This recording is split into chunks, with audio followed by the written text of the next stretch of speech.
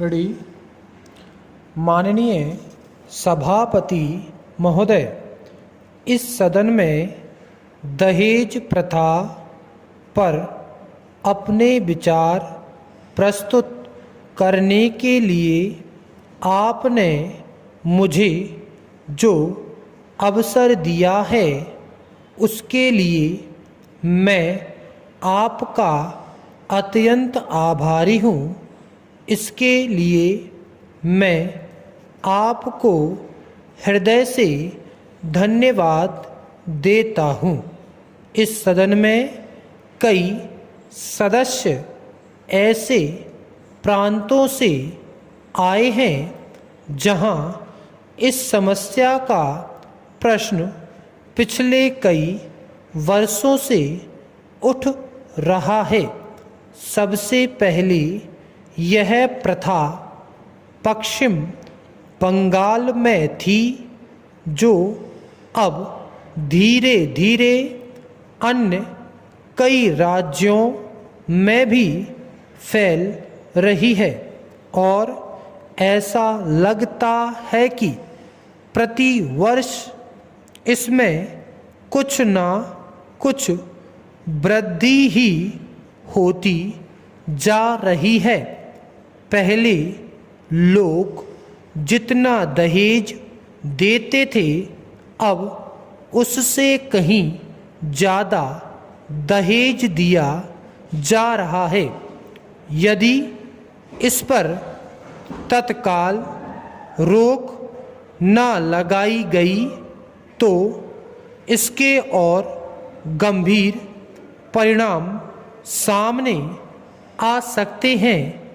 इस प्रथा को रोकने के लिए सरकार को कड़े से कड़ा कानून बनाना चाहिए, ताकि इस देश की गरीब जनता कर्ज के बोझ से निकलकर अपने बच्चों का पालन पोषण भली प्रकार से कर सके।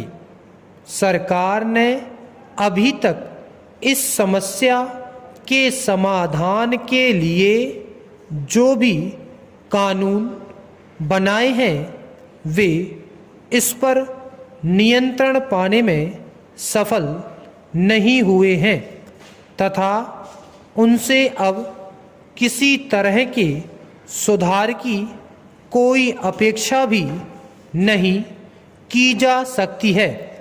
Para change.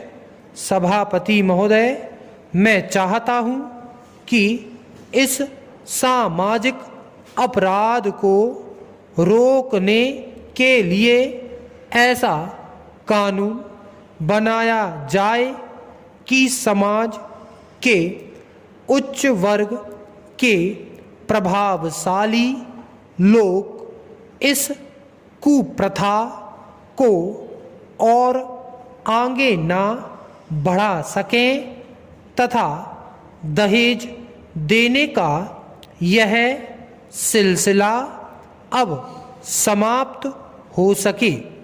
धनी लोग ही इस कुप्रथा को बढ़ाने के जिम्मेदार हैं, क्योंकि वे अपने बच्चों की शादियों में ज़्यादा से ज़्यादा दहेज देते हैं और लेते हैं। अच्छा तो यह होगा कि समाज के कुछ विशेष चुने हुए लोगों की ऐसी समिति गठित की जाए जो कि दहेज के लोभी लोगों पर नज़र रखे और दोषियों को सजा दिलाने में सहायता करे। महोदय, ऐसे बहुत से मामले मेरी जानकारी में हैं जिन पर पुलिस द्वारा कभी कोई कार्रवाई नहीं की गई है और इन मामलों में जो दोषी लोग हैं वे बिना किसी डर के स्वतंत्र रूप से घूम रहे हैं। Full stop.